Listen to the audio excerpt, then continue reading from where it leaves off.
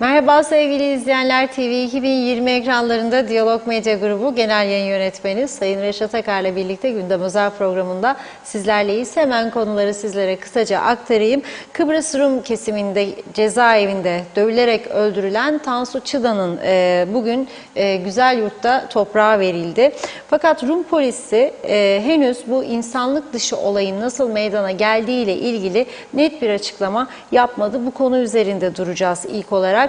İkinci konumuz Yeni Ercan Havalimanı'nın açılışı bir kez daha ertelendi ve gelecek yıl için yeni umutlar verildi.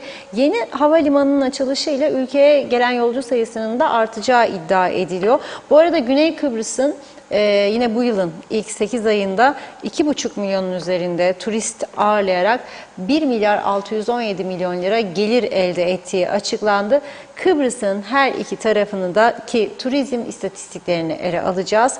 Bir başka konumuz 5G ihalesi Turkcell aldı. Ancak faaliyete geçmesi için uzun bir süreç gerektiği belirtildi. Son olarak da yeni cezaevinden sonra yıllardır kapalı tutulan yeni mezbahanın da hizmete girdiği açıklandı. Ayrıntılarını ele alacağız. Evet Reşat Bey merhaba. Merhabalar Funda Hanım. Herkese hayırlı günler dileyerek başlayalım. Evet, bugün aslında hem üzücü hem de düşündürücü bir olay yaşandı. Nedir bu?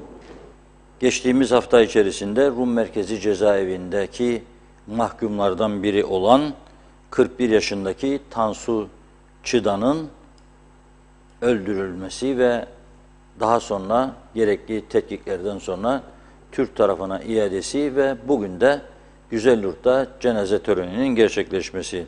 Tabii üzücü bir olay bu. Ailesi perişan, 2 çocuk sahibiydi Tansu Çıdan. Elbette işlemiş olduğu suç vardı, cezasını cezaevinde çekecekti.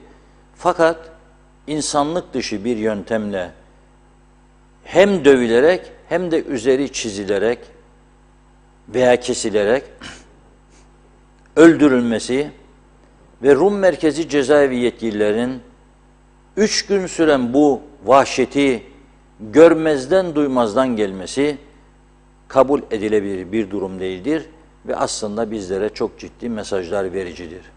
O kadar çok dürüst, saf, iyi niyetli insanlarız ki geçmişin üstüne bir perde çekip iki toplumlu, iki bölgeli federasyon için 24 Nisan 2004 yılında evet oyu kullandık hep birlikte. Ezici bir çoğunluğumuz. Fakat bize hala bugün oldu 2022 iyi bir yaklaşım göstermedikleri açık açık karşımızda duruyor. Bunlardan ders çıkarın ey Kıbrıslı Türkler diyorlar bize aslında ama biz çıkarmıyoruz. Gene iyi niyet, barış, dostluk düşüncemiz ön planda tutuluyor. Ama bu meseleye bakalım. Bu mesele Kıbrıs'ın kuzeyinde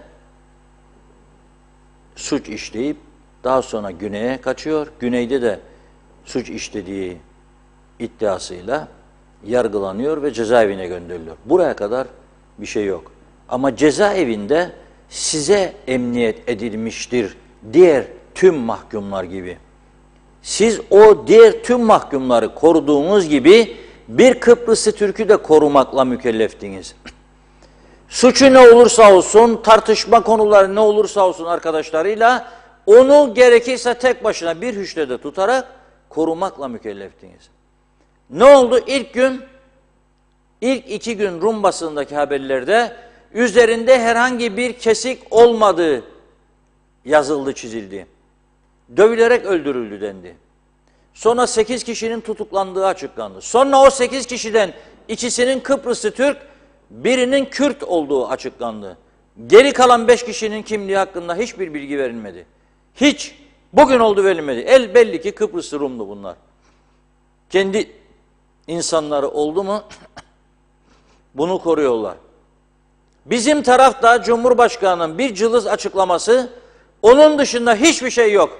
Dışişleri herhalde şöyle düşünüyordur, gitmeyeydi, yapmayaydı, bana ne?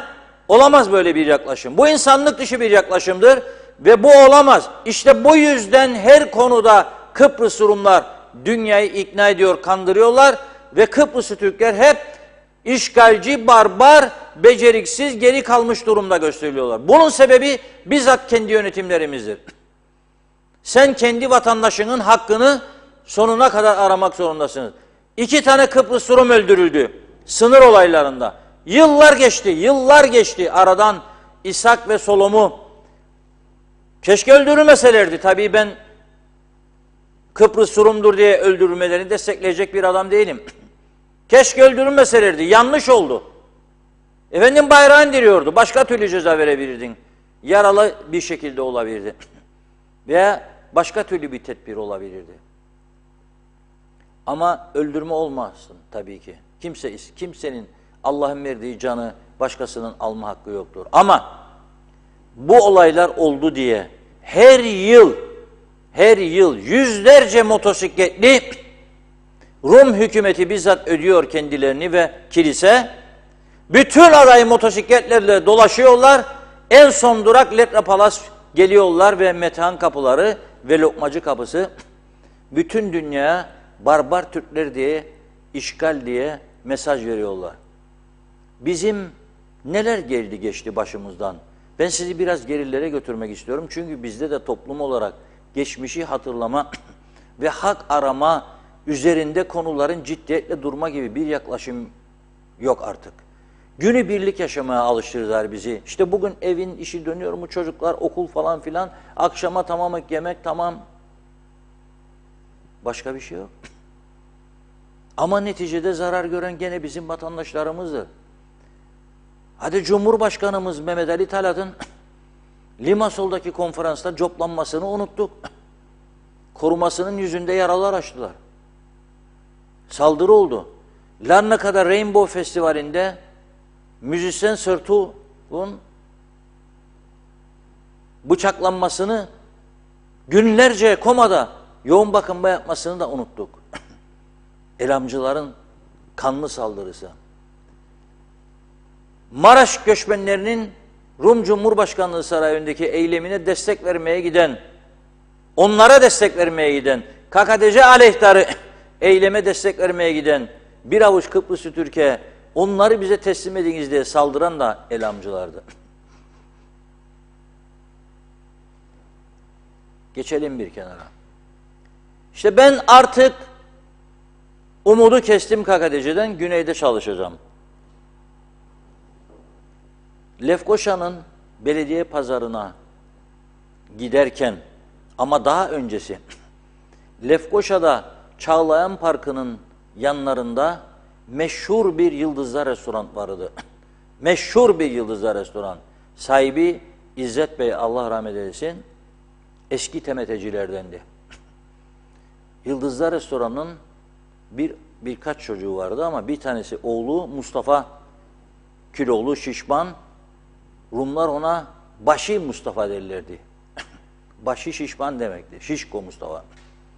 Mustafa Lefkoşa Belediye Pazarı'nın yanında bir dönerci dükkanı açmıştı. Sonra bir maceraya sürüklendi. Borç da yaptı. Öyle iddia ediliyordu o zaman. Gitti Lefkoşa'nın Rum kesiminde eskiden eğlence, gece kulüpleri, kabareler sokağı olan sokakta bir kebapçı dükkanı açtı. Dükkanın adı da Başı Mustafa. Ben oraya gidip kendisiyle, ona da Allah'tan rahmet diliyorum, biraz konuştum çünkü babaları benim babamın akrabasıydı, İzzet abimiz.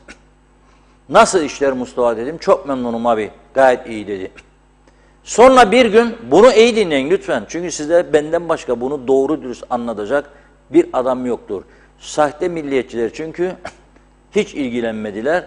Soldakiler de barışa gölge düşürür diye görmezden duymazdan geldiler. Biz bu kadar kendi toplumumuzu düşünmeyen, kendi insanımızın haklarını aramaktan aciz bir durumdayız. Ben bunu anlaması için herkesin söylüyorum.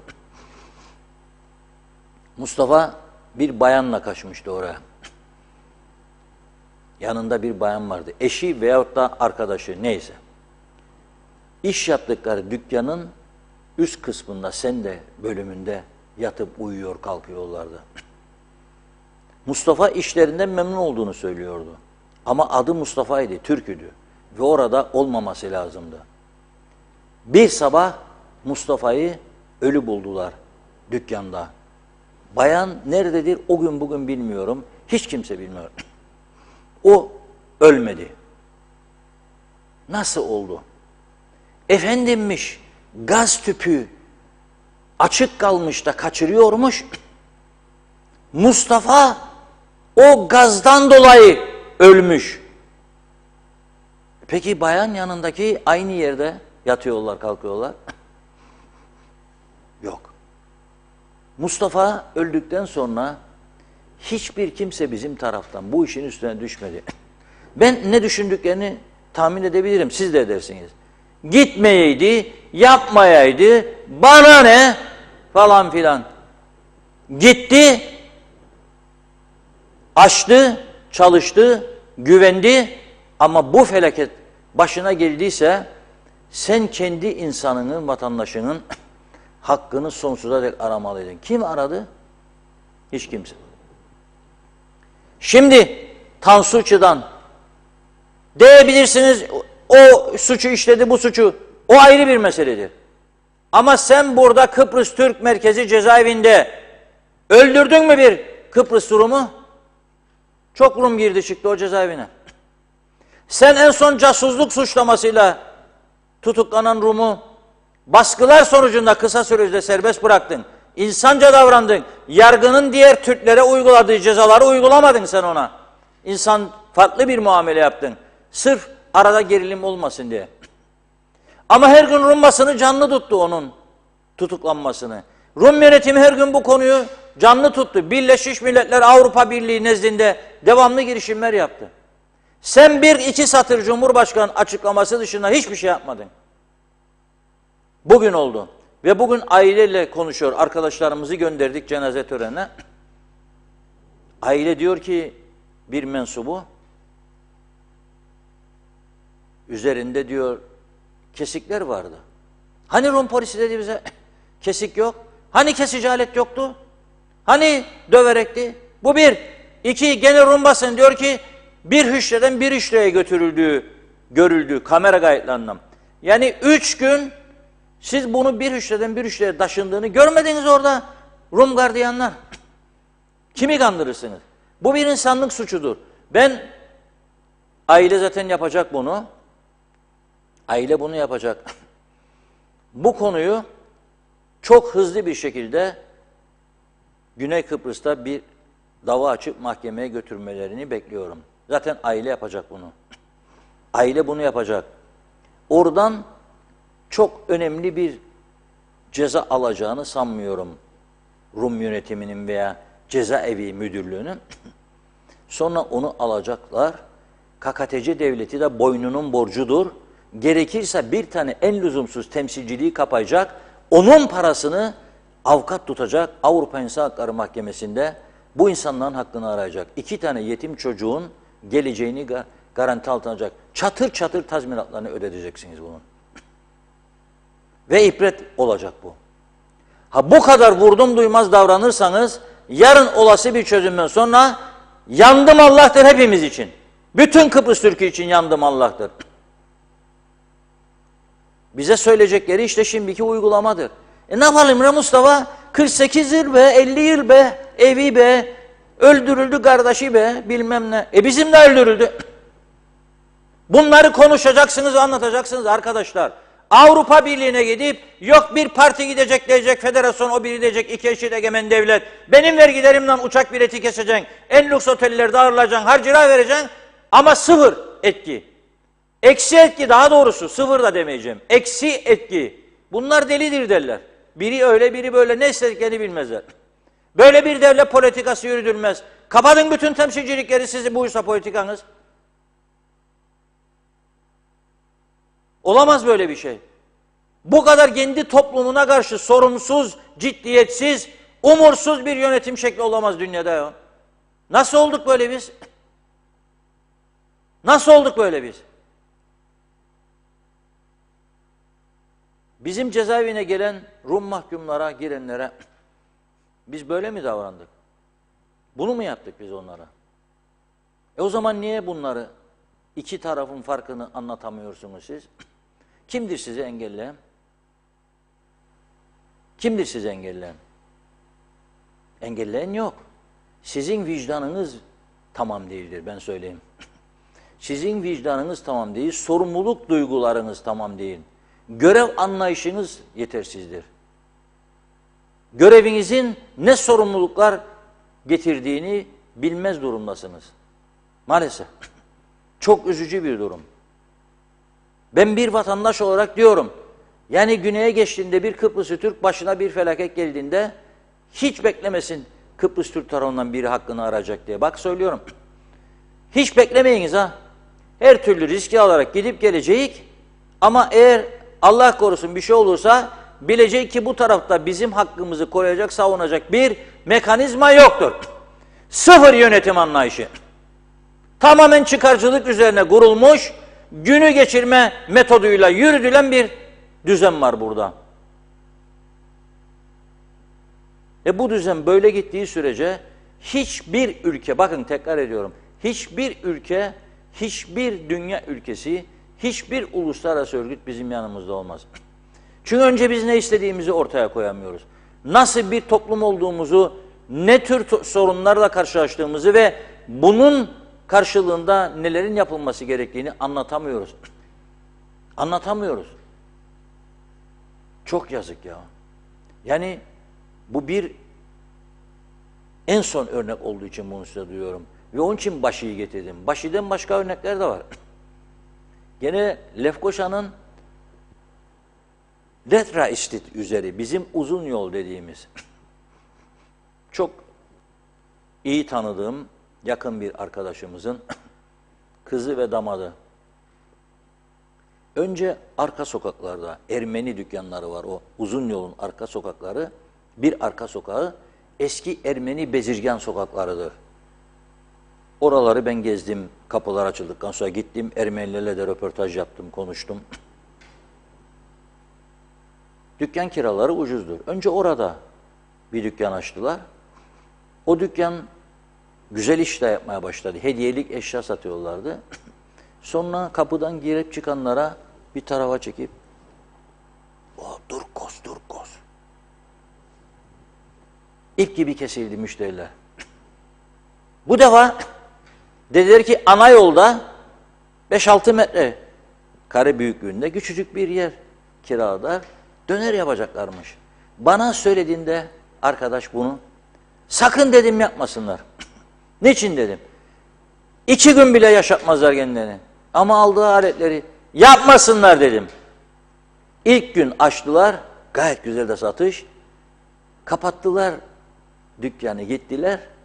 Sabah geldiklerinde yerle bir buldular. Döner makineleri, camlar, kırık dökük her şey. Sana izin mi verecek orada Saadettin? Ne oldu? Hiçbir konuda bizimkiler aynen söyledik, düşündüklerini söylüyorum. Gitmeydi. Bana mı sordu? Ne kalmaz kendi yerinde? Kendi yerinde daha birçok insana sen ekmek parası veremiyorsun. Sen bunun içinde Afrikalıları çalıştırmaya başladı iş yerinlerin, onlara gözdağı veremiyorsun, onları durduramıyorsun. Kaçak işçi çalıştırmalarına göz yumuyorsun. Ve senin insanın işsiz kalıyor bu durumda. Ne olacak bu işin sonu? Ne olacak bu işin sonu? Sorarım ben Kıbrıslı Türklerin içerisinde doğma büyüme bu topraklarda doğan büyüyenleri sorarım öncelikle. Ne kadar güvenirsiniz siz bu yönetime? Kendi yönetiminize ne kadar güvenirsiniz? %1 mi? 2 mi? Ne kadar? %10 mu? %100 mü? Ne kadar güvenirsiniz? Neden biz bu bazı konuları görmezden geliyoruz da hayal üzerine sadece yürümeye çalışıyoruz? Tekrar tekrar üzerini çizerek söylüyorum. Ben ki halen bugün bir çözüm olmasından yanayım. Ama güvenliğimi sağlamak şartıyla. Şu an bu gördüklerime, yaşadıklarıma bakarak sağlam bir garanti olmazsa yokum ben derim. Sağlam bir garanti ve o garanti altında Sağlam bir çözüm, evet varım. Dışta tek devlet, içte herkes kendi kendini yönetsin. Ama öylesi bir durumda bile benim çok kuvvetli bir polis gücümün olması lazım. Onun var, benim de olması lazım. 2, beni yöneteceklerin benim toplumumun haklarını savunabilecek cesarete, güce sahip olması lazım. Yok ki bir anda başka rota çizecek. Bir tarafta vatan millet Sakarya Türkiye'ye giderler, nutuk çekerler. Oradaki Anadolu halkına alkış alsınlar diye. Buraya gelirler ama benim kendi vatandaşının hakkını savunmazlar. Yazık, üzücü bir durum. Ben bu öldürülen kardeşimize Allah'tan rahmet diliyorum, ailesine başsağlığı diliyorum. Ama şunu da ekliyorum, peşini bırakmayın bu işin. KKTC devletinden de pek medet ummayın, sizi sadece yokuşa sürerler. Ya bir gün emekli bir albay Kıbrıs'ta bisikletiyle Letra Palas barikatına geldi. Lisan bilmez, görsün diye sınırı. Kapıyı geçtikten sonra bir süre sonra peşine düştüler. Onu yere düşürdüler. Ezdiler kendisini yerde. Yaşlı bir adam. Anlamaz lisanı. Geçmeyeydi dendi bizim taraftan. Bilir misiniz? Ne durmadı, çağırdılar da kendine. Anlamadı, duymadı. Hem yaşlıydı hem de lisan yoktu. Yerde mi sürükleyecektin sen ileri yaştaki bir adamı? Rum polisi için söylüyorum. Ve ne dedi bizim taraf biliyor musunuz siz? Dua etsin de biz aracı olduk da bize verdiler. Yoksa onu Yunanistan'a yollayacaklar da oradan da Türkiye perişan olacaktı. Belki de Yunanistan'da hapiste gireceğiydi dediler. Yani bir de kurtar hakkını savunmuşlar diye. Bir kelimelik açıklama yapılmadı. Bir kelimelik açıklama olmadı. Daha ne söyleyeyim? Daha kaç tane örnek vereyim size? Yani bunlara bakarak kendi hakkımızı kendimizin aramasından başka bir şansımız yoktur. Aynen sağlıktaki gibi. Hastaneye gidiyor öğretmen, doktor bakıyor, tahlil yapıyor, hasta meraklı soruyor, diyor ki neyim var, bana bir bilgi verebilir misiniz diyor. Yürü be kadın işine diyor. Öğretmene, hani öğretmen de kültürlü bir insan yani karşısında. Bunalmış olabilir. Hastanede Afrikalı patlaması varmış. Olabilir. Ama Hipokrat yeminin var. Hastaya bilgi vermek zorundasın. Onun için Allah ne doktora ne hastaneye düşürmesin. Ama ne yapıyor insanlar? Varını yoğunu elden çıkarıp özele gidiyorlar artık. Hastaneleri adı üstünde devlet hastanesi, devlet hastanelerini biz Afrikalı uyuşturucu kaçakçılarına ve kaçak işçilere teslim ettik. Bundan kim kar sağlıyor? Kim bunun üstüne düşecek? Kim buna çare üretecek? Soruyorum ben, kim? Şimdi İçişleri Bakanlığı bir uygulama başlatıyor. Kasım'ın ortasında dendi. Yeni bir teknolojiyle gelmezden önce kimlik araştırması yapacakmışlar. Önemli bir gelişme. İnşallah ciddi bir bilgi haznesi olur ve doğru dürüst bilgiler alarak karar verirler. Ama işte de çok hızlı bir şekilde kaçaklara karşı tedbir alınması lazım. Polis yüreğimize su serpmişti. Bir haftada 3 operasyon, 100'e yakın insan yakaladı. Sonra kesildi. Kim durduruyor onları bilmiyorum. Eğer durduran biri varsa ayıp ediyor, yanlış ediyor, kendi halkına karşı günah işliyor. Açık ve net söylüyorum. Bunun şakası yok. Buna göz yumamayız. Mesajlara geçeceğiz. Bunun hanım bakıyor ama bir cenaze daha vardı bugün. O da Kıbrıs'ın ilk Türk spikerlerinden Sevilay Direkoğlu'nu bugün yolcu ettik. Ben cenazesine katılamadım. Çok üzgünüm. Ama yani cenazeler artık zor geliyor bana. O yüzden duasını okudum. Ama çok değerli bir insandı. Çok iyi, sağlıklı yaşayan bir insandı. Kendine iyi bakan bir insandı. Daha uzun yıllar yaşamasını diliyordum ben. Bekliyordum. Ama kader kısmet işidir. Bu iş, onu da kaybettik. Bugün son yolculuğuna uğurlandı. Ona da Allah'tan rahmet diliyorum. Evet Funda Hanım, buyurun. Evet, hızlıca başlayalım. Yoğun mesajlar. Ergün Yahat'ın mesajını görüyorum. Zevkle izliyorum. Hep doğrular bu programda demiş. Şahin Özdil Rumları eleştiriyor diyeyim ben. Cengizhan Refikoğulları iyi yayınlar diledi. Cengiz Genç Bostancı'dan selamlar. İyi ki varsınız. Severek izliyorum diyor. Mazbata mağdurları da iyi yayınlar dilemiş. Sayar Eker, Rumlar vurur, Türkler vurur. Demokrasi, milliyetçiliğin ayakları altında kalır. Çekilmez bir durum var. Hiç bitmek bilmeyen. Evet, İsmet Ezel başı olayını ilk kez duydum diyor. Mazbata mağdurları Sayın Ünal Üstel, Ersin Tatar 22 binden çok daha fazla mağduru görmezden geliyorlar. Ülkenin en büyük sorunlarından biri olan mazbata dramı ülkede felakete gidiyor. Neredesiniz acaba demiş. Cengiz Genç, Rumlarla anlaşma olmaz, Türkleri sevmiyorlar diyor.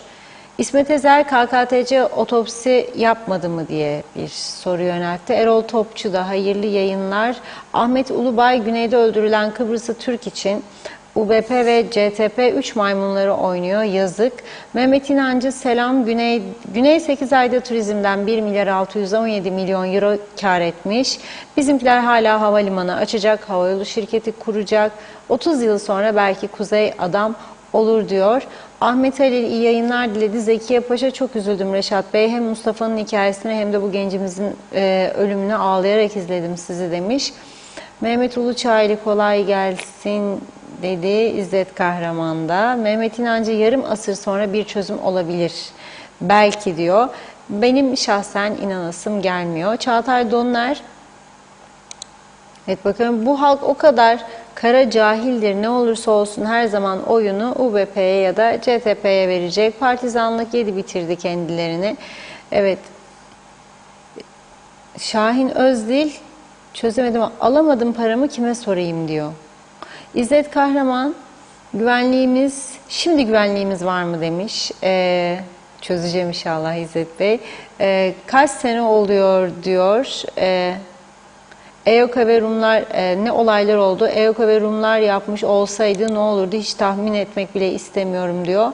Milliyetçiler sus pus demiş. Selçuk Özenli, Kıbrıslı Türklerin hakları Avrupa'da aranır. Mersin'de, Alanya'da, Ankara'da değil. Bunlar Sayın Kızılyürek ne yapmaları gerektiğini söyledi ama bunlar anlamaz. Zaten Avrupa'da bir tek temsil eden, hak arayan odur diyor. Yazıklar olsun.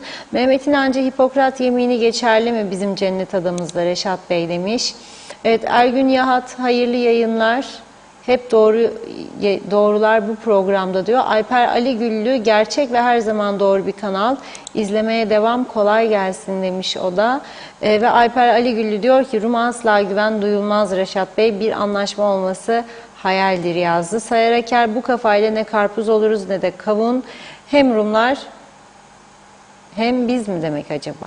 Çağatay Donner, kendi halkına ihanet etmek bunların DNA'sında var diyor. Mazbata mağdurları 21 kaçakta Arıklı yurdundan çıktı. Mal sahibi suçsuzmuş. Bakın diyor, sahibi başka biri olsa anında tutuklanacaktı diyor. Evet, Hakan Üçok merhaba demiş. İyi yayınlar diledi. Mehmet Bey diyeyim. Evet, lütfen Reşat Bey Lefkoşa Belediye Başkanı olsun, şehir ve ülke rahat etsin yazdı. İlhan Bolatcan, Rumlar yapıyor, bu çok kötü diyor. Ya bu tarafta da yapıyorlar, geçim peşinde olanlara. Adam Kıbrıslı, birinin adına çalışma izni çıkartıyor, sonra kendi adına iş yapıyor. Bunu nasıl önleyebiliriz demiş. İsmet Gündüz Yatmaz, evet iyi yayınlar diledi. Mustafa Cüce de iyi yayınlar diliyor. Rumlara güvenilmemeli hiçbir zaman diye ekledi. Meral Kavaz, Sayın Akar bizim düş işleri diye yazmış. Öyle ki bakanının bir küpün içine koyup çiçek gibi Girne kapısına koyalım. Gelen giden seyretsin, başka işe yaramaz çünkü. Vahit Erdoğan, Yazamıyorum, yazmıyorum artık çünkü yazdıklarım okunmuyor. Niye ki? Demek ki denk gelmemiş. Arada hep söylüyorum, bazı giden mesajlar var. Bu memleketteki zengin zümre vatanına sahip çıkmıyor. Resmen hainlik yapıyor. Bütün kaçaklar zenginlerin yanında, evlerinde, inşaatlarda, iş yerlerinde çalışıyor. Bir tane sigortalı, 10 tane sigortasız. Kendi aralarında konuşuyorlar. 10 kişinin sigortasını, vergisini verecek. Yeri de keserim, vermem. Akşam da diyor oyun oynar, yerim, içerim demiş. Eleştiriyor bayağı. Kuzey Kıbrıs'ta hayat böyle idame ettiriyorlar diyor. Ama bilmezler ki gelecek nesilleri bu memleketten göçebe olacaklar. Aytaç Bey de iyi yayınlar diledi. Bir iki mesaj okuyup ara verelim. İsmet Sencer de harikasınız demiş.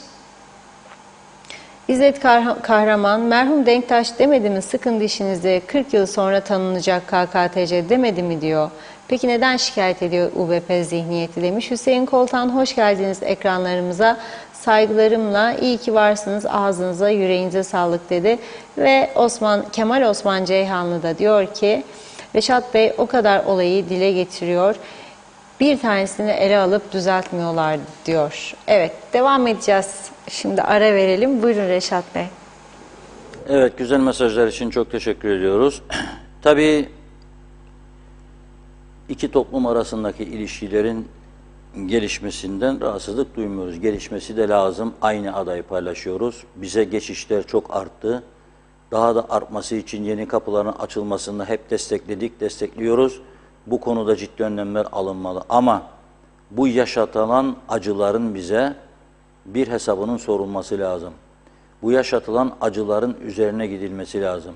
Ama üzücü olan şu ki bizde sol kesim aman Rumları gücendirmeyeyim, aman ilişkimi bozmayayım, aman arada bir yemekli toplantılarda olayım diye üzerine gitmez. Sağ milliyetçi geçinen sağ kanat ise tamamen günübirlik siyaset izlediği için toplumun önemli sorunlarını görmezden geliyor. Daha doğrusu bu konularla ilgilenen insan olmuyor. Yöneticiler maalesef kendilerine ne kar getireceğini düşünüyor öncelikle bir işim. Şimdi dayak yemiş, dayakla vücudu kesilerek öldürülmüş, 3 gün işkence çektirilerek öldürülmüş bir Kıbrıslı Türk'ü ön plana tutmak ne getirir kendilerine düşünürler. İşlemeseydi suç, niye suç işledi diyorlar. Herkes suç işleyebilir. Suç işledi diye cezasını zaten çekecektir cezaevinde. Ama suç işledi diye onu öldürmeleri karşısında senin hakkını, onun ve ailesinin hakkını arama mecburiyetin vardır. Eğer toplumu yöneten insanlarsa, toplumu yönettiğini düşünen insanlar kendi insanının hakkını aramak zorundadırlar. Ama maalesef ben bu eksikliği yıllardır görüyorum. Yıllardır. Ve doğru dürüst bir hak arayışı yoktur. Üzücü bir durumdur bu gerçekten. Güney Kıbrıs'ta çalışan bir başka arkadaşımızın park yerindeki aracını herkesin gözü önünde gündüz vakti 3 tane Rum genci gitti ve ateşe verdi. Aracın altına patlayıcı yerleştirerek havaya uçurdular. Bizim o dönemin KKTC yetkilileri gündeme bile getirmediler. Gündeme bile getirmediler. Rum tarafındaki sigorta şirketine gitti, dedi siz dedi arabam benim kullanılmaz hale geldi, yandı. Onlar dedi ki senin arabanın sigortası bunu kapsamaz. Bu bir terör olayı gibi bir olay. Tamam da çalıştığım iş yerinin duvarları da zarar gördü. Onu anında tamir etmeye başladınız dedi. Yok dedi. Polise gitti geldi. Kamera kayıtlarına ilk gidiş polise, kamera kayıtlarında çok net bir şekilde görüldüğü halde o 3 tane saldırgan polis bugün oldu. Aradan kaç yıl geçti? Düşünün siz. 3-4 yıllık bir mesele bu. 3-4 yıl geçti aradan ve hala daha o saldırıyı yapanlar tutuklanmadı Güney'de. Düşünebilir misiniz siz? Kamera kayıtları var, görüldü. 3-4 yıldır tutuklanmadı. Çünkü baktı bizim taraftan da bir şey yok. Ve bunlar kendi adamlarını korumak, düşünmek diye bir şey yok. Ve bunlar, bırak be bunları, ben kendi halkıma ceza mı vereceğim yani? Adamım arabayı uçurdular, Türk olduğu için plaka, Türk plakası. Yok dediler. Şimdi adını vermiyorum arkadaşın çünkü bir süre kuzeyde işsiz kalınca gene güneyde çalışmaya başladı. Ona başka bir zarar vermesinler diye adını vermiyorum.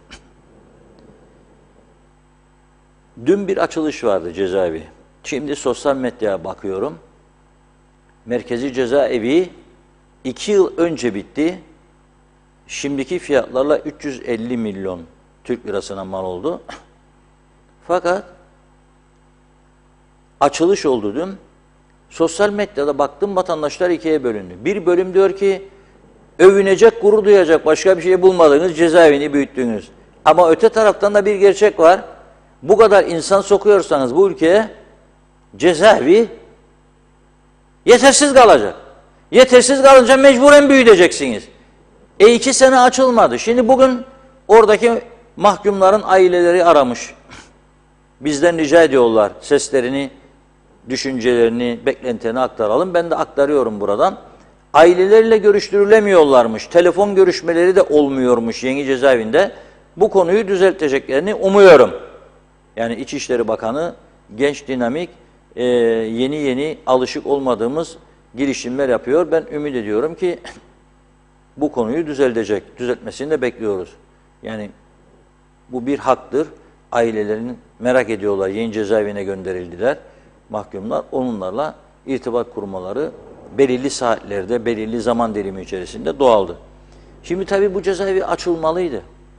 Önemli olan tartışmamız gereken bu cezaevinin dolması veya bir daha yenisinin yapılması değil, suçların azalması, engellenmesi meselesidir.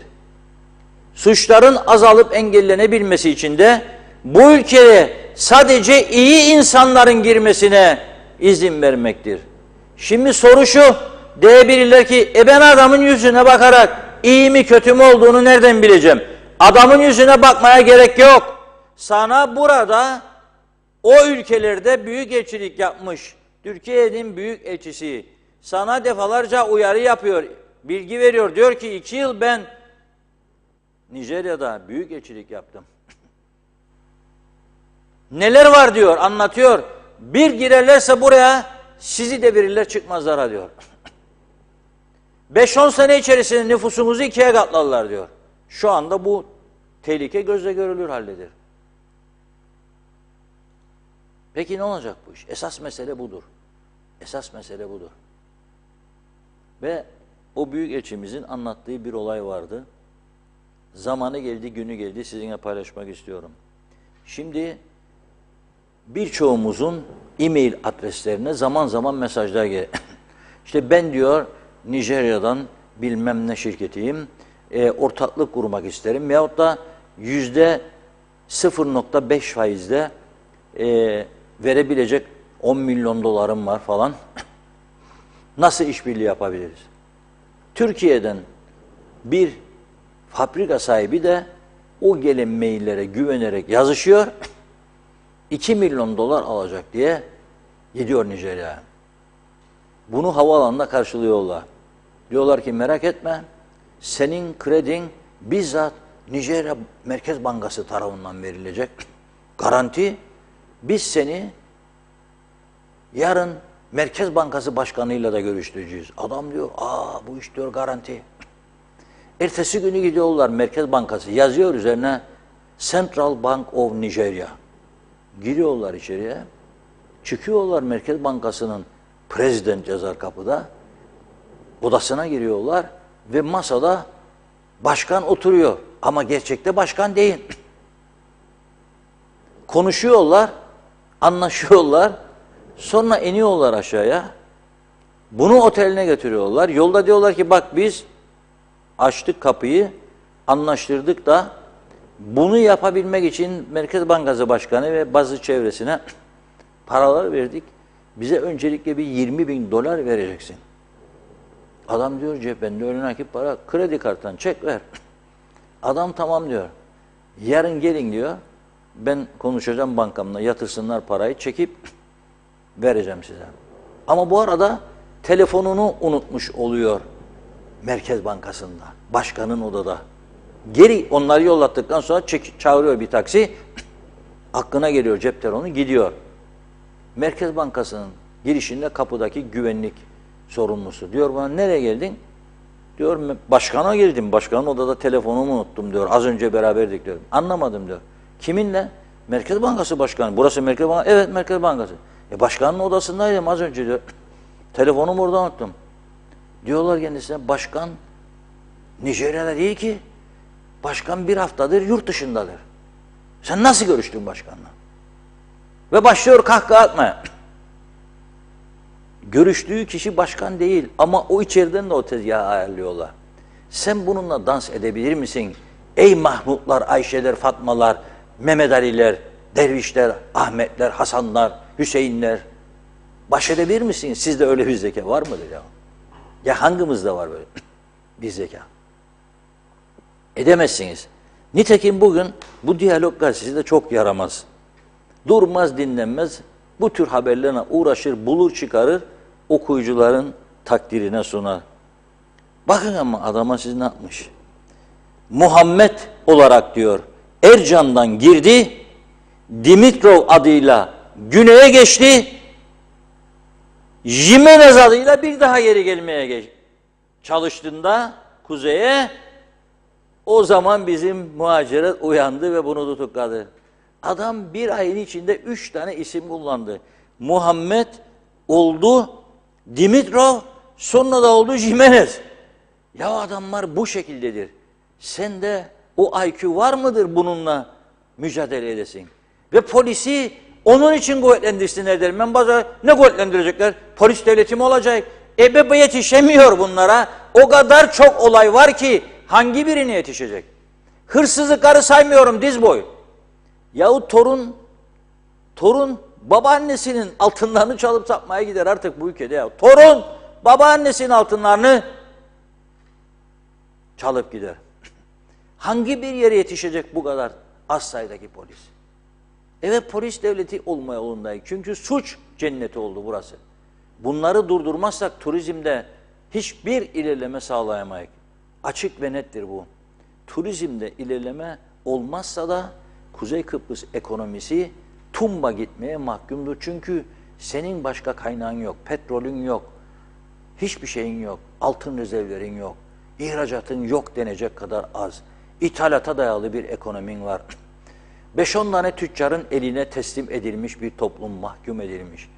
Dün yumurtanın fiyatlarından şikayet ediyordu vatandaşlar. Bugün bir vatandaş, aynı vatandaşlardan biri diyor, marketlerde yumurta bulamıyorum diyor. Dün şikayet et dediğin fiyatlar yükseldi, bugün sana ceza veriyor. 2 gün kaldırıyor ortadan ki 3. gün bir daha gümbürdedirse, bizim Kıbrıs Hisarı'nda konuşuyorum, bir daha bindirirse yani, ses çıkarmayasın diye, şükredesin diye. Allah'a şükürler olsun bak, yumurtayı bulduk bugün. Alalım çocuklar 3 gündür yumurta yemiyor. Yiyorsun yumurtayı ama hak ediş fiyatının 2 katı. Efendim ben fiyatlar durmak bilmiyor. Yapmayın ya. Yok da %200, %300 arttı yem fiyatları. O zaman siz yemi nereden getireceğiniz pazarı bilmiyorsunuz. Hani toprak ürünleri kurumunuz vardı dengeyi sağlasın diye. Hani yem fabrikanız vardı kooperatife bağlı şu kavga diyorsunuz sende mi olacak bende mi olacak kooperatif. Kavga esasında yem fabrikasının hayvancıya yardımcı olması için değildir ya. Kavga mesela çiftçiye, köylüye yardımcı olma kavgası değil. Kavga, istihdam kavgası, kredileri ayarlama kavgasıdır. Ve siz devletin en önemli 2 bankasını siyasetin elinde oyuncak yaparsanız Bana diyemezsiniz umutlan Kuzey Kıbrıs'tan, memleketinden, iki eşit egemen üzerinde yürü de korkma. Yok, korkuyorum. Ne yalan söyleyeyim. Korkuyorum. Bu yürünecek yol değil çünkü. Ve bakıyorum adamlara, iki gün önce istatistikler açıklanmış. Dün Rum basını yayınlamış. Biz de bugün yayınlıyoruz.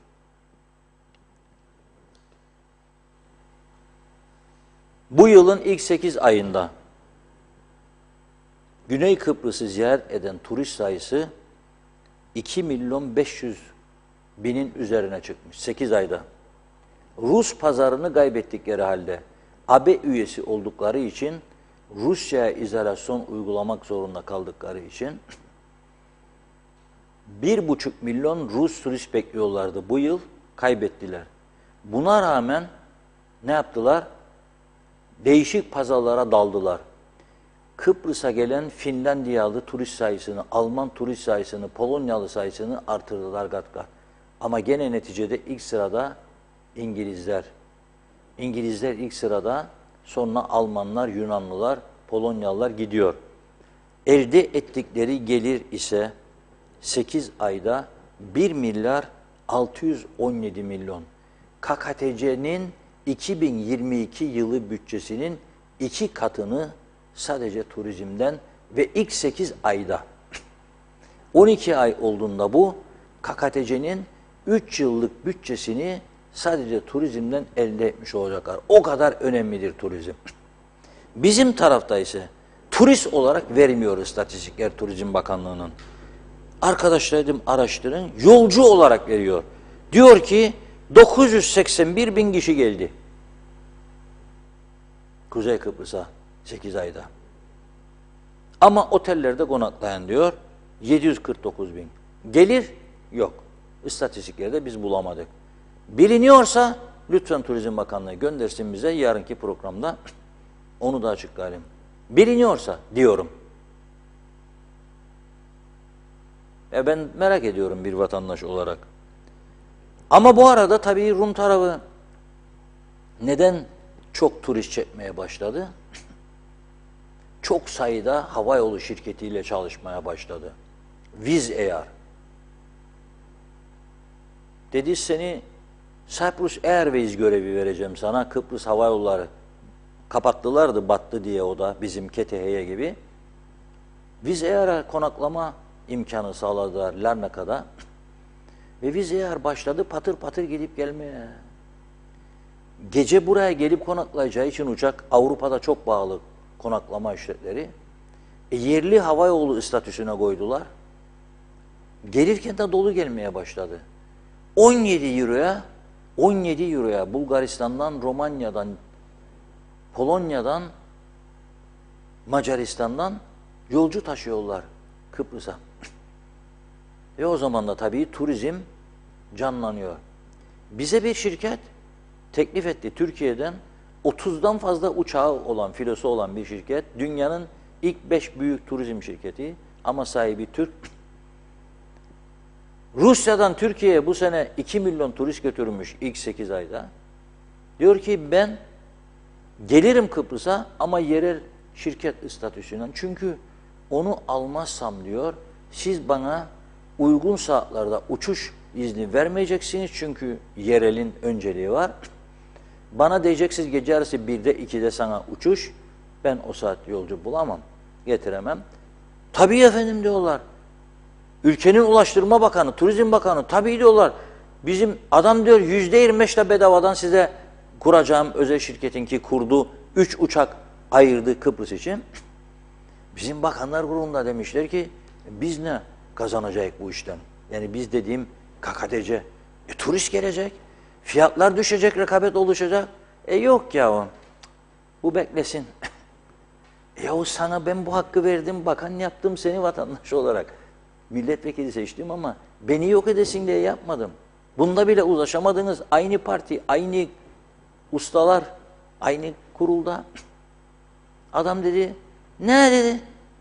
Sizin bıyığınız terledi be dedi. Ben sizi tıraş edemem dedi. Çıktı gitti adam. Geri.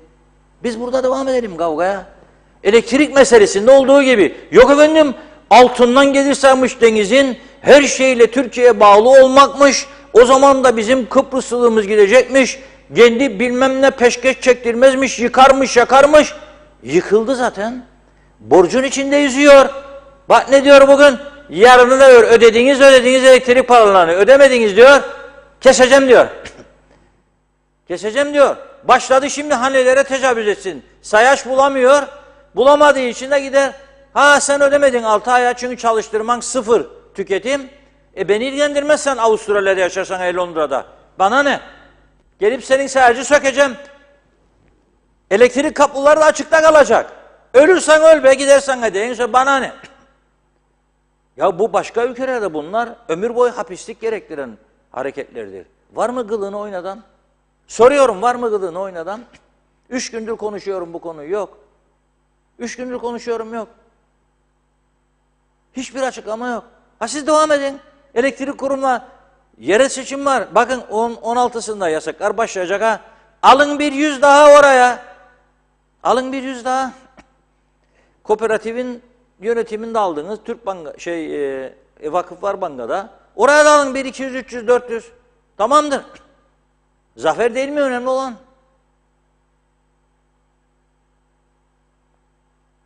Neyse 15 Kasım'da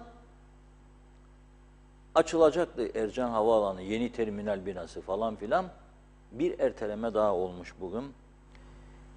Teçhizat gelecekmiş ama ihaleyi alan firma geciktirdiği içinmiş 2023'e kalıyormuş açılış. Ben yine de derim inşallah maşallah 2023'te açılır. 23 derken hani şey olur falan filan, yani Ruslar daha fazla füze yollar Ukrayna'ya diye 2025'e 35'e 45'e kalmaz inşallah derim.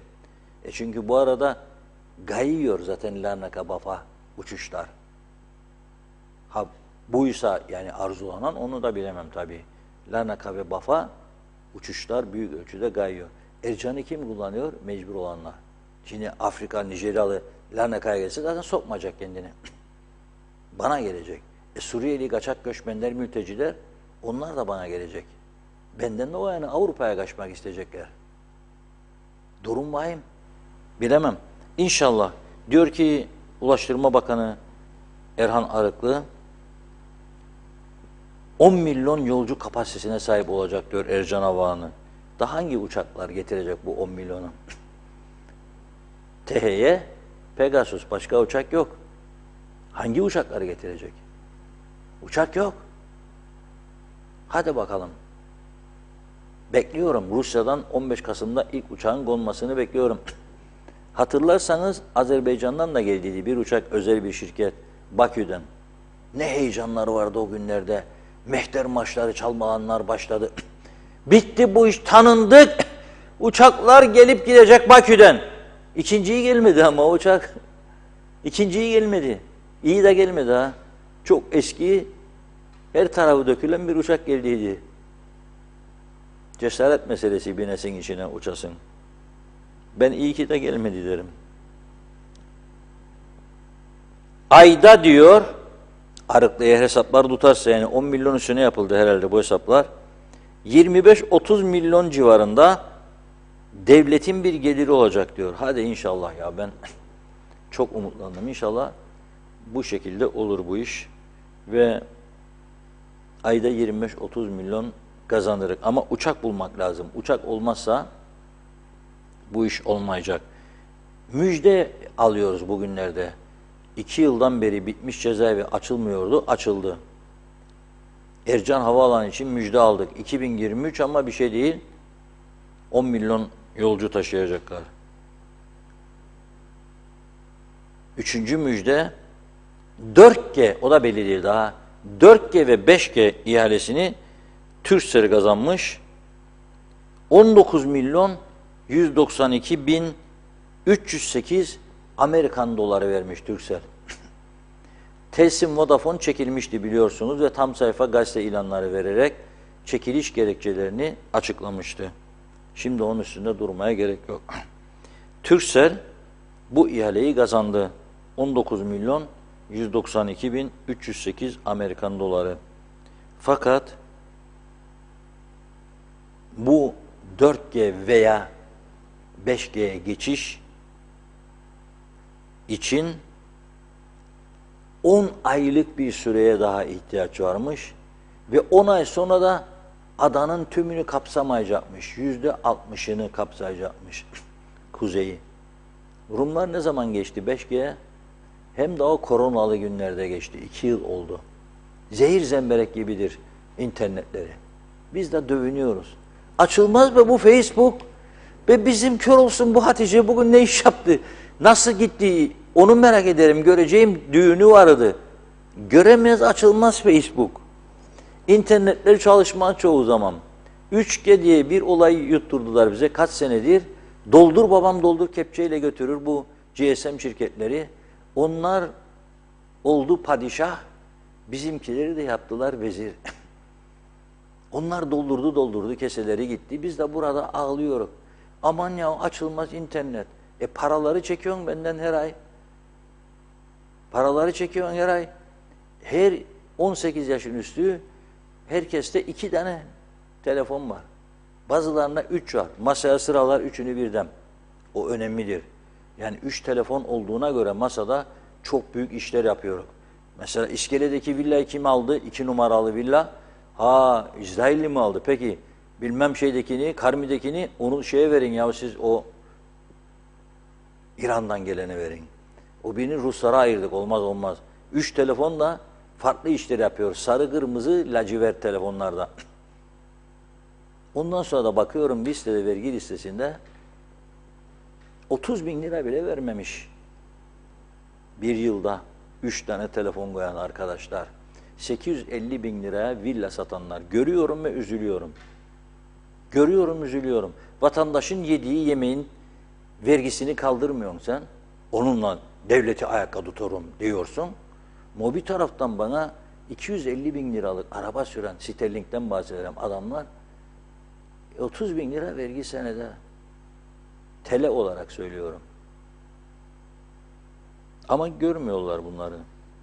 Görmez duymaz bir toplum olduk diyorlar. Gerçekten görmez duymaz bir toplum olduk. Biraz daha mesaj mı okuma istiyorsunuz? Okuyalım sanki Az bir şey, biraz. ondan sonra Az bir şey. bir başka 4. müjdeye geleceğim. Bugün müjdeler günü. Buyurun Funda Hanım. Başlayalım Belgin Rıfat'ın mesajıyla. Haber geçti diyor o gençle ilgili. Şunu söylemek istiyorum. Uyuşturucu kullanmak, satmak, getirmek suç ama hırsızlık, devleti çalmak, devlet imkanlarını kendi bireysel çıkarları için kullanmak, heba etmek daha büyük bir suçtur.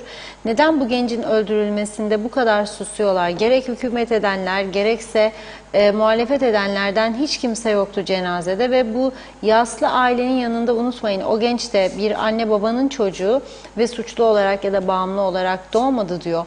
Öyle olsa bile bu şekilde öldürülmeyi hiç kimse hak etmez. Bence bu cinayetin ardında büyük baronlar var. Bu bir susturmadır ya da konuştuğu için cezalandırma. Belki de konuşmaması için öldürülmüştür. Bu konu ciddi bir araştırma ister ve eminim aileye sus payı olarak yakında yüklü bir tazminat verecekler ve bu olay kapanacak. Dışişleri Bakanı ya da İçişleri Bakanı bu konuyla ilgilenmeli. Bu siyasi bir siyasi tavırdır ve görevleridir demiş Belgin Hanım. Evet, Yusuf Tuncer Barkut, barış gücü süre bitti henüz gitmedi diyor. Elif Bağbaşı, yani Aynur Yarkın, iyi yayınlar diledi bize Aynur Hanım. Evet, Celal Harun, önce sağlık olsun diyor ve bugünün adı huzur olsun, barış olsun, umut olsun, uğur olsun, hepsinden öte her şey gönlünüzce olsun yazmış. Aytaç Bey, Rumlardan ne dost olur ne de post. Domuzun kuyruğu düzelir ama Rumların beyni ve zihniyeti asla değişmez saygılarımla. Erol Hasan Avustralya'dan selamlarını yolluyor. Bakıyorum Yunus Gildir de iyi yayınlar dilemiş. Günay Şeherli bizim hiçbir ülkeyle diyalogumuz olmadı. Hatta Türkiye ile yarım yamalak. Biz böyle bir milletiz. Hiçbir zaman ileriyi görmedik. Bağırıp çağırmak bizim işimiz. Dünya ne yapıyor? Bu gerçekleri göremesek KKTC ilerleme beklemeyelim. İnsanlara da kaçak demekten çekinelim. Kapıları biz açıyoruz. Şükredelim, işlerimizi onlar yapıyorlar. Artık Kıbrıs sadece bizim sorunumuz değil, dünyanın sorunu oldu. Hem siyaset hem hükümet buna göre hareket etmedi. Lazım ülke insanı için hareket etsin. Dünya ile iletişime geçsinler. Rumların yaptığı fütursuzlukları diyalogla anlatalım gerçekleri. Artık dünya görsün Rumlar da demiş. Evet, Nurettin Başaran da kavun değil ki koklayasın yazdı. Evet, bakıyorum. Abey Hüseyin iki toplum arasında nefret saçılıyor diyor. Birleşmiş Milletler iki toplum arasında güven artırıcı önlemleri zedeleyecek durumlardan herkesin uzak durmasını önerir. Mehmet Uluçaylı kapı önünde otururken yoldan yayaya olarak uzak doğulu ve Afrikalılar geçiyor. Doğal olarak insan bir irkiliyor demiş. Biz arar olduk 74 öncesi güven ve huzuru. Hayırlı geceler. John Aziz Kent, sevgili Reşat Akar kardeşim, Nijerya'dan mütemadiyen birçok genç insan serbestçe gelmeye devam edecekler de. Peki iyi de niye yurt dışında yaşayan Kıbrıslı Türklere Kıbrıs'a gelmemeleri için bu kadar zorluklar koyuyorlar yazdı. Ufuk Yüce Türk, TÜK denen kurum ayakta değil ki memlekette herkes kendi kafasına göre hareket ediyor demiş. Erkut Uluçam, Binboğa Kop Yem Fabrikası besi yemi 50 kilogramı 445 lira. Özel büyük bir şirketin aynı içerikteki yemi ise 396 liradır diyor. Binboğa Kop nasıl üreticinin yanında olur demiş Erkut Uluçam. Evet, bakıyorum Mehmet İnancı, Rüzgar 5G'yi de söndürür Sayın Akar dedi. Nurettin Başaran, inşallah maşallah kaldı bu iş. Reşat Bey yürü demiş. Evet, Orhan Simpson teşekkür ediyor. Evet, Belgin Rıfat, evet, yayın sonunda onlara da ulaştı. Süper. Celal Harun, Kıptek Yönetim Kurulu batma noktasına gelen kurumun giderlerini şişirdikçe şişiriyor. Personel maaşları, bilançosu, kar zarar hesabı, gelir, gider hesaplarını basın yoluyla açıklamayı sakın unutmasınlar demiş. Vahit Erdoğan, bu memleket ne zaman düzelir biliyor musunuz? Ne zaman ki bu seçtiğimiz vekiller aldıkları maaşları, arazi, gelirler ve bu bana Allah için yeter dedikleri zaman işte o zaman memleket düzelecek diyor. Aksi halde bunların gözünü toprak doyursun düzelmez demiş. Erdal Yarkın da iyi yayınlar diledi. Son olarak Aylin Kızıl da bize iyi yayınlar diliyor. Çok çok teşekkür ediyoruz. Devam edeceğiz. Buyurun Reşat Bey. Evet, çok teşekkür ediyorum ben de. Şimdi Aziz Bey'in Aziz Kent Bey'in vurguladığı nokta çok önemli. Aziz Bey tabii yıllarca turizme hizmet vermiş değerli bir büyüğümüz ve hiçbir zaman da umudunu yitirmedi. Devamlı turizm konusunu gündemde tuttu ve en fazla da shuttle servisleri üzerinde duran kişidir. Shuttle servis, yani mesela İstanbul Havaalanı'nda hazır uçak bekliyor. Siz karar verdiniz, Kıbrıs'a geleceksiniz. Havaalanına gidiyorsunuz, uçak bekliyor. Size de diyecekler ki bu uçak saat mesela 16'da Ercan'a gidecek. Siz 16 uçağına orada yer alıyorsunuz. Uçak, küçük uçaklarla tabii bu iş yapılacak. 60 kişilik bir uçak diyelim. 60 kişilik uçağa 30 kişi de olsa kalkacak gelecek. 20 kişi de, ona göre bir fiyatlandırma yapılacak. Ve o zaman turizm teşvik edilecek. Gelelim ikincisine. Diyor ki Bülent Bey şimdi yazdı bana. Aziz Bey'in o düşüncesinin tam ters uygulamalar var Kıbrıs'ta. O açıdan söylüyorum. Üç gün önce diyor, 3 gün önce Adana'ya gidiş dönüş 6.000 Türk lirası. Adana'ya. Adana burada. 25 dakikalık uçuş. 6.000 TL. Bu ya günah bu. Yani 300 sterlin civarında bir para. O biraz önce bahsettiğim Wizz Air, EasyJet, bunlar hep low cost airlines, düşük maliyetli uçaklar. 37 euroya uçuyorlar İngiltere'ye gidiş geliş. 5 saattir buradan Londra'ya gidiş. Gidiş dönüş 10 saat. Hadi dönüşler biraz daha hızlı, 9,5 saat. Adana 25 dakika. Bunun içindir uçak yok, sıkıntı. Yolcu çok, talep çok ama uçak yok. Uçak olmayınca da Maalesef bunlar yaşanacak. Şimdi bir başka konu vardı ki biz devamlı üzerinde duruyorduk burada. Hatta daha önce ihaleyi alan bir et şirketi tepki göstermişti yayınlarımıza, beni de aramıştı. Anlatayım neden açamadık diye. Neyi? Mezbahayı. Avrupa Birliği parasıyla Lefkoşa Türk Belediyesi himayelerinde neredeyse 7-8 yıl oldu biteli bu mezbaha. Avrupa Birliği Kıbrıs Cumhuriyeti'ni, yani tek yanlı Rumları, Güney Kıbrıs'ı üye almazdan önce bütün AB kurallarını yaptırdı. Ondan sonra görüşüyor zaten. Bu şartlardan bir tanesi modern mezbahaydı. Mezbaha Güney Kıbrıs'ta 180 mezbahayı kapattı. 2 tane modern mezbaha yaptı. Veteriner kontrolünde sağlıklı hayvan kesimleri halka güvence versin diye. Bize de dediler ki sizin nüfusunuza göre 1 tane modern. Bizde de hayvancıların bana defalarca söylediğine göre 68-75 arası mezbaha var bizde. Çoğu kaçak ve kontrolsüz, veteriner yok. Çoğu. Bırakın onu, bir eski Lefkoşa Türk Belediyesi Başkanı da aynı zamanda görev süresinin sonunda bana şunu söyledi, hiç unutmam. Dedi ki görseniz dedi mezbahanın halini, bir daha et yemezseniz Reşat Bey dedi. Ağzınıza koymazsınız. Yapma başkan dedim. Aynen böyleydi. Burada da bu modern mezbaha bitti ama bir türlü açılmıyor. Açılmıyordu. Belediye ben işleteceğim dedi. Olmadı, maliyet yükseltmiş. Bunu bir et şirketine kiraladı önce. Et şirketi aldı. O da dedi ki çevre dedi pislik içerisinde. Önce çevreyi temizlesinler. Ben sonra açarım. Çevre temizlendi, bu doğa başka sorunlar çıktı. Bu şart. Onlar da açmadı. Belli oldu ki şimdi değişti gene. Burayı Kamkam şirketi. Kamkam ülkemizin en eski kasaplarından biliyorsunuz. Baba mesleğini götürüyor evlatları ve bugün oraya Tarım Bakanı Dursun Oğuz ve Lefkoşa Türk Belediye Başkanı Mehmet Armancı birlikte Kamkam şirketinin sahipleriyle birlikte gidip incelemişler ve hayırlı olsun diyerek açılışını kutlamışlar. Bakan tabii çok şey söyledi. Neler söylemedi? Ülkede birçok mezbaha var fakat altyapı eksikliklerinden dolayı bazı mezbahalarda istenen kalite yakalanamadı. Yakalanamadı değil, kaliteden söz edemeyiz. Kaçak mezbahalar var. Ne eti hayvanı kestiği de belli değil, canlı mı ölü mü kestiği de belli değil, hasta mı sağlıklı mı belli değil. Denetim ve kontrollerin düzenli yapılması önemlidir. O da sizin elinizde. Yapıyor musunuz?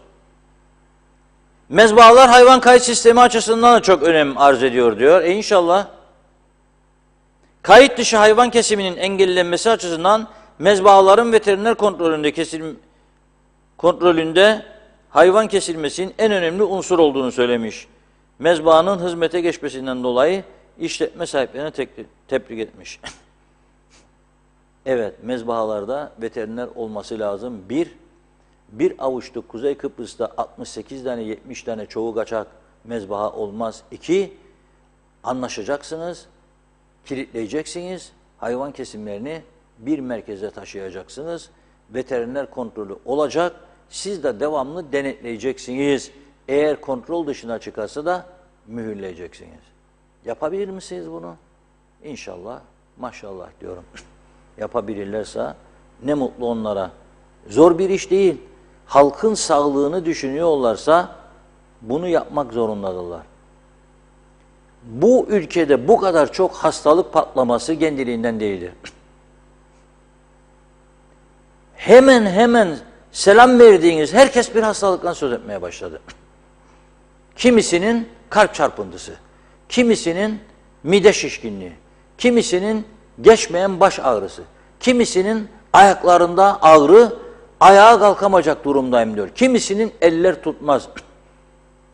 Kimisi bir kanser hastalığından şikayetçi. Nedendir bunlar? Birleştirelim bir bütün yaşam düzenimizi. Yediğimiz etler, tavuklar, zebzeler, meyveler, sular hangisi sağlıklıdır bir kontrol edelim.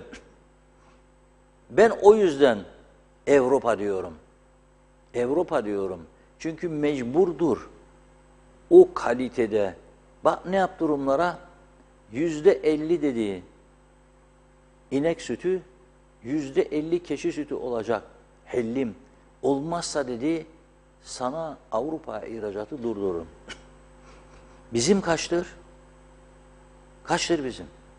Bazıları diyor ki 80-85 inek, 10-15 keçi. Bazıları der 90-95 inek, 5 beki keçi. Bazıları der nerede süt bolluğu, süt bağlı, süt tozuyla üretim der.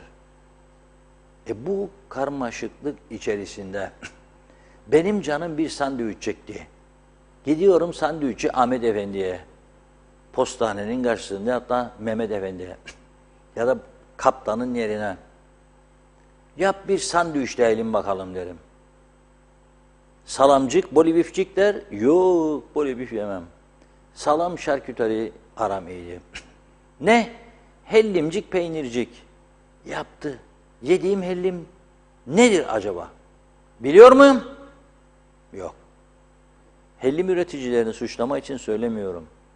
Hellim üreticilerin bir kısmı çok iyi, çok düzenli iş yapmaya çalıştığı halde yapmayanlar sayesinde geneli işte böyle eleştiri konusu oluyor. Onun için evet dediği doğrudur. Denetim çok önemlidir ama o denetim görevi de sizindir, belediyelerindir. 650 kişiyi belediyeye istihdam ediliyorsa binanın içinde oturmak için değildir bu maaşlar. Herkes kendi bölümünde eğitilecektir. Bakın seçim geliyor diye bakarım şimdi trafik adacıkları, taşlar boyanmaya başladı. Bugün Lefkoşa'nın içine endim bir vesileyle. Baktım Başbakanlık kavşağı falan taşlar hep boyanmış. Kimisi siyah sarı, kimisi siyah beyaz. Ne isterse olsun ya yeter ki boyansın. Geceleri görsün vatandaş da çıkmasın taşların üstüne. Ama daha önce niçin boyanmaz bunlar? 4 yıldır. Da seçime 10 gün kala. Boya eksikliği mi vardı memlekette? Neydi acaba? Anlamak zor. En güzeli eski Türk filmleriyle moral bulmak. Edison, Türkan Şoray mesela. Tamer Yiğit, Belgin Aksoy muydu? Belgin Aksoy. Fatma Girik, Allah rahmet eylesin. Geçenlerde kaybettik diye biliyorum. Kadir İnanır. Ne güzel filmlerdi. Ve o filmlerde dikkat edin, böyle duygusal filmlerde çok güzel aşk şarkıları çalarlardı. Enstrümantal. Bizler de güzel güzel seyrederdik böyle. Ruhumuz canlanırdı. Ah be derdik falan. Daha duygusal insanlar olurduk. Daha çok insancıl davranmayı tercih ederdik. Ben öyle biliyorum. Şimdiki kırma dökme filmlerden ve dizilerden hiç hoşlanmam. Devamlı söylerim. Kim ne isterse söylesin. Asla katla dizi seyretmem. Kırma dökme, bıçak, silah, intikam sonuç ortadadır. Anada da, yavruda da. O eski Türk filmlerini ben ararım. Belgin Doruk, Ayhan Işık, Edison, Türkan Şoray ne güzel filmlerdi. Müzikleri de çok güzeldi. O müziklerden bir tanesini bugün size dinletmek istedim ben enstrümantal olarak.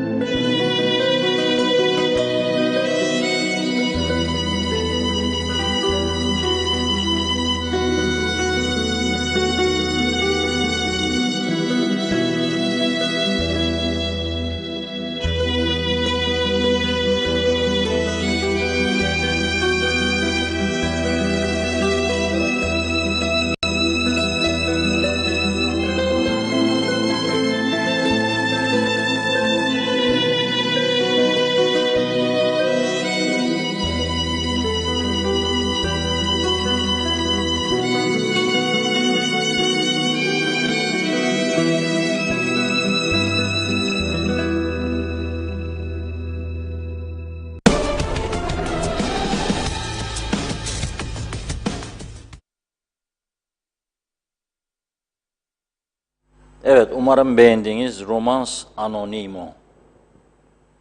Romantik bir parça. Böyle zaman zaman bu Türk filmlerinde eskiden çaldıkları romantik parçaları sizlere dinletmeye çalışacağız. Çünkü gerçekten insanı biraz stresten, gerilimden uzaklaştırıyor. Çok güzel bir söz aklıma geldi bugün. Dedim ki bu şarkıyla bu sözleri paylaşmam lazım izleyicilerle. Şöyle diyor: paylaşacak dostların yoksa iyi şeylere sahip olmanın anlamı yoktur. Eğer gönülden verecek kadar zengin değilsen kazandığın şeylerin önemi yoktur. Dinlemeden yargılıyorsan birini, elde ettiğin sonucun önemi yoktur. Anlamıyorsan bir kalbi, verdiğin değerin önemi yoktur. Evet, güzel bir söz. Kimin sözüdür? Bilmek gerekmez. Güzel bir söz ama ben gerçekten güzel sözleri aktarmayı, paylaşmayı bir görebilirim. Çünkü en fazla ihtiyaç duyulan konulardan biridir diye görüyorum. Eski güzel mutluluklar, dostluklar, arkadaşlıklar, samimiyetler yok. Bir şeyler oluyor bize diyorum daima. Fakat bir taraftan da diyorum mesela bizden başka toplumlar da var dünyada. Şeyi bırak Kıbrıs'ın güneyine. Eskiden Rumlarda ayrılık mesela evliliklerde çok fazlaydı diye biz derdik. Bu Hristiyan milleti böyle mi ya falan. Şimdi sorarım onlara evlilik ve boşanmalar yani yarı yara mı yok diyorlar o kadar değil. Bize bakıyorum %87. O zaman bizde bir şeyler var demektir. Ya sonradan zenginleşme, sonradan görme derler. Ya ailelerin iyi kültür vermemesi, ya okullardaki eğitim sisteminin yerlerde sürünmesi. Bence en mühimi budur. Okullarda eğitim yerlerde sürünüyor. 3 saate nasıl sığdırıyorsun sen 4 saate bir çocuğun eğitimini? Ondan sonra da okulu bitirdiğinde İngilizce. Yok, İngilizce yok. İşte üniversiteyi bitiren öğrenciye diyor ki sana diyor bir deneyimli öğretmen bir küçük kompozisyon konusu vereceğim. Yaz bana diyor. Ona göre sana iş bulmaya yardımcı olacağım diyor. Öğretmen anlatıyor bana bunu. Lefke bölgesinden. Nedir konu hocam diyor. Öğrenci, üniversiteyi bitirmiş. My father diyor. Daha önce söyledim bunu. Dinleyenler dinledi. Ama tekrarlıyorum. O da yazıyor, düşünüyor. Oğlum diyor 15 dakika oldu. Babanı 3 satır yaz anlat bana. Mesela ne iş yapar, ne eder diyor. Ha, ne iş yapar mı diyor. Tamam diyor. Yazıyor. My father is a barber. Saçları keser everyday. Kompozisyon. Şimdi senin bu durumunu görünce doğal olarak Rum Çalışma Bakanı diyor ki ben Kıbrıs'ı Türklere diyor Avrupa Birliği'ne bütünleşmenin yolunu açacak diyor. Biz onlara iş vermeye hazırız. Avrupa Birliği diyor evet diyor. Siz onlara yardımcı olun biz finanse edelim. Ne istiyorsunuz? Lisan istiyorum diyor. Tamam açın kurs diyor. Ben karşılayayım diyor kursun bedelini. Ve açıyorlar. Ama burada bile bir mastiga var düşünün. Neden Leymos'unda açıyorsun sen bu kursu? Neden? Ben nasıl gelip gideceğim Leymos'un haftada 3 gün? Açıyorsan Leymos'una çünkü sınır yok orada. Maus'a sınır kapısına yakın aç. Bir tane Derin'le bir de Lefkoşa sınır kapısı tamam. Oraya yakın. Ha o da tabii farklı bir şey. İngilizce değil Yunanca diyor. Kursu diyor. Şimdi ben soruyorum. Bu eğitim gelmiş geçmiş bütün eğitimcilere bu yarattığınız eserden memnun musunuz siz? Böyle bir gençlik yetiştirdiniz. Lisan 0 ve Yunanca derslerine muhtaç ediyorsunuz. Memnun musunuz bu yarattığınız sonuçtan? Memnunsanız daha çok grev yapın, daha az ders saatlerini kısıtlayın. Değilseniz toparlanın. Fedakar öğretmenleri ayırıyorum. Bakın fedakar öğretmenler var, paylaşıyorlar bizimle de bazı öğretmenler durumları. Çocuğa diyor anlatıyorum anlamıyor diyor. Neden diyor? Neden diyor? Bu çocuk diyor başarısız olduğu için mi? Gerizekalı olduğu için mi? Hayır diyor. Çocuk açlıktan kıvrılıyor önümde diyor. Süt içmez diyor. Kahvaltı yapmadan geliyor okula diyor. Önümde kıvrılan çocuğa ben nasıl ders anlatacağım diyor. Biz şimdi bu kadar mı yitirdik insanlığımızı yahu? 15 tane 20 tane zenginimizi gelemez mi bir araya? Bu çocukların süt ihtiyacını karşılasın. Kooperatiften ne paralar yağmalandı yıllarca. Dosyalar da hasır altı edildi. Mesele yok diye kapatıldı dosyalar. O yağmaladığınız paralarla siz 100 tane çocuklara bedava süt içirirdiniz okulda. Hem kendi ürettiğiniz sütü, koop sütünü. Ne yapmadınız bunu? Ne yapmıyorsunuz? Ne konuşmuyorsunuz? Şimdiden seçim yasakları girmeden 1 milyar borçlanma, 13'leri hazırlama. Ama öte taraftan sen 45, 90, 60, 120'yi alacaksın. Helal da olsun. Benim gözüm yok kimsenin maaşında. Güle güle kullansın. Herkes güle güle harcasın. Ama vicdanım da rahatsız. Sen 120'yi alacaksın. Bu taraftan çocuk, öteki baba, 8.000'e iş bulamayan baba çocuğuna süt içiremeyecek. Veya bir dilim ekmek üzerine bir peynir süremeyecek. Öyle gönderecek okula. Bunları göremiyor muyuz? Biraz dayanışma içinde olalım. Ben onun için biraz Türk filmlerine takılırım. Eski filmlerde bu güzel örnekler vardı. Yardımlaşma, dayanışma. Hatta Hulusi Kentmen iyi yargıç rolündeydi. Kulak çekerdi. Bizim Apo da kulak çekmeye başlayacak yakında. Apo var kameraman. Çok güzel bir köşe sayfa hazırlığı yapıyor. Çok kulak çekecek. Ben ona öyle diyorum. Sen çek kulağı da korkma düzesin bu memleket diyorum. Yapacağım diyor. Onun için bir şeyleri düzeltmemiz lazım. Bir yerden başlamamız lazım.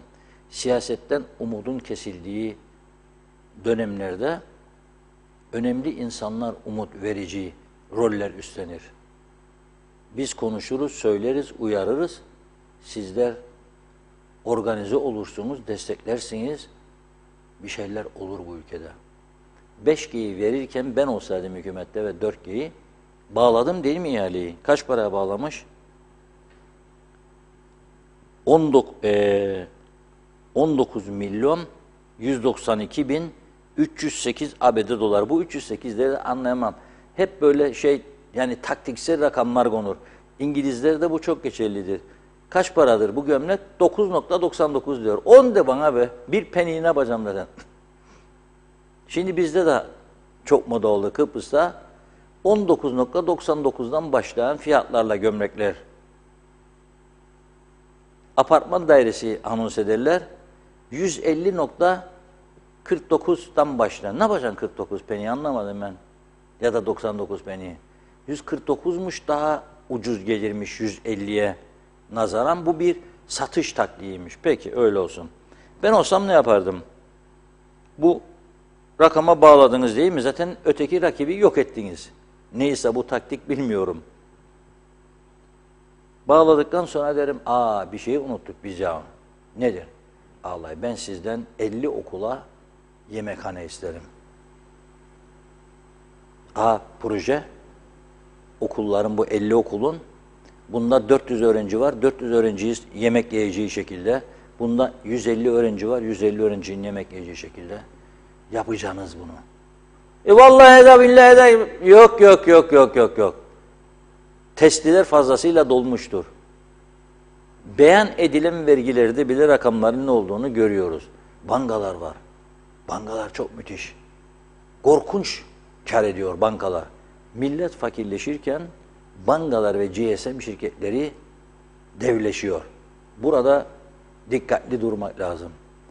Ticari hayattır, olacak, kazanacak, Allah versin, dürüst çalışsın, kazansın. Ama ülkem için ne yaptım diye bir soru soracaksın kendine daima. Bu ülkeden kazandım ama bu ülke için ne yaptım? Veriyor musun bu ülke için bir şey, bu ülke insanı için? O zaman mutlusun. Vermiyorsan mutsuzsun. Az önce onun için söyledim, okudum o sözü.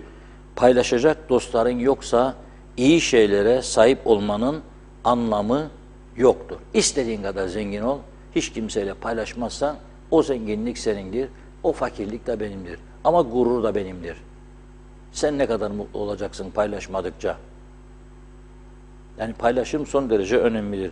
Onun için diyorum Funda Hanım'a da kebap yediği günler kimseye bir şey söylemiyor. Ya diyorum yukarıda biz de kokusunu duyuyoruz. 2 tane şiş bize de gönder, 2 tane et parçası bana ancak yeter diyor. Buyurun Funda Hanım, son mesajlar ve yavaş yavaş hemen tamamlayalım. son mesajlara başlayalım. Aytaç Bey'in mesajında kalmıştım. Görmez duymaz asla doymaz zombi bir millet olduk diyor. Uyanın ey zombi millet demiş. Evet, Mehmet İnancı, Reşat Bey bugün çok şıksınız. Yine öyle güzel konuları anlatıyorsunuz ki diyalog olmazsa olmaz artık diyoruz. Yani kopmaz bir bağ oldu demiş. Gürdal Seren Güçlü iyi yayınlar diliyor. Teşekkür ediyoruz. Mehmet İnancı diğer mesajında Diyalog TV'ye şimdiden nice yaşlar diliyorum. Büyük bir başarı. En büyük TV 2020 ve Diyalog TV ve gazetesi nice yıllara demiş. Çok çok teşekkürler. Uğur Mahan. Evet, yazıklar olsun. Bir gencimiz ölüyor ve bizim halkımız hala Rum'a kucak açıyor. Ben savaş görmedim ama biliyorum ki Rum'dan insan olmaz dedi. Bakıyorum Hakan Vuran, ne yol var ne ışık ne tabela ama egemen eşit devlet izleyenler hangi ülkede ikamet eder? Tema Yavaş Londra'dan selamlarını yolladı. Ali Zeybekoğlu da bir tanesiniz Reşat Bey diyor. Mehmet Ali Özdemir iyi yayınlar dilemiş. Evet, Belgin Rıfat, Reşat Bey hemen tüm mezbaların kapatılıp kesimlerin burada olması gerekir. Bu yapılırsa çok iyi olur. En azından bu müessesenin ayakta kalması sağlanır. Kolay değil böyle bir tesisi ayakta tutmak. Hayırlısı olsun. Salih Mullalı da herkese Londra'dan selamlar. Başkancılık oyununa devam yazmış. Mehmet Kurtulmuş da iyi yayınlar diliyor. Selçuk Uskan döviz rakamlarını söylüyor. Evet. Valla öyle bir yazmışsınız ki çok çözemedim mesajınızı Selçuk Bey, kusura bakmayın. Mehmet İnancı, bizde uzaya hazırlık var Reşat Bey. Herkes de IQ tavan yapmış dedi. Bakıyorum tamamladık mı? Salih Mullalı, prestij, araba, lüks gösterişten biraz kesilirse kahvaltıya yetecek para ayrılır. Çağatay Doğuner, psikolojik satış taktiği 9.99 kulağa tabii daha ucuz gelir ondan. Belgin Rıfat, belki de yalnızca orada yaşayanlar katılsın istiyorlar. Hem farkındaysanız en çok yabancının yaşadığı yer Limassol. Bu yüzden orada yapıyorlar. Belki de eğitim İngilizce Yunancadır. Herhalde Türkçe Yunanca değildir. Avrupa Birliği kültürel faaliyetlerde müracaat etseler bizimkiler de yardım eder. Proje bazında her türlü yardımı alabilirler. Yeter ki İstesinler ama zor iş Reşat Bey. Proje hazırlayacaklar, kalem kalem açılım verecekler, hesap yapacaklar, tarih belirtecekler diyor. Kim uğraşacak? Çok meşguller, çok dedi. Evet, biz de çok teşekkür ediyoruz güzel mesajlarınız, yorumlarınız için. Evet Reşat Bey, sizin son söylemek istediğiniz. Evet, ben de çok teşekkür ediyorum. Yarın inşallah daha güzel konularla birlikte oluruz. Gündem neyse o gündem maddelerini ele alarak konuşmaya devam edeceğiz. Özelden çok mesaj var, yazanlar var. Özellikle İngiltere'den. Yarın bu konu üzerinde durmak istiyorum İngiltere'den. Buraya nasıl çekebiliriz vatandaşlarımızı, neler yapabiliriz? Bu konu üzerinde durmak istiyorum.